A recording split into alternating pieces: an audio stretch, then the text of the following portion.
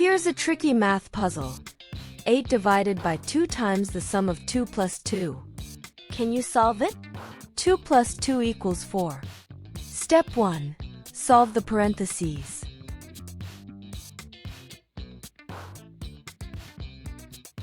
Eight divided by 2 equals 4.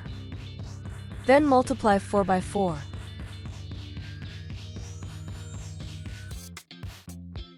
That gives us 16 as the final answer for this method.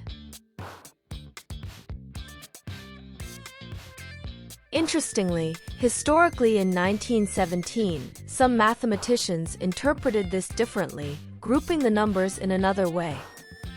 Using that method, they treated 2 times 4 as a single group first.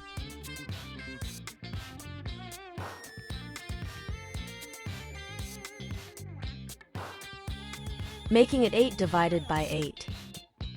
Then 8 divided by 8 equals 1. So with this historical grouping, the answer becomes 1 instead of 16. This shows how math notation can sometimes be ambiguous. Always follow parentheses carefully and know the context.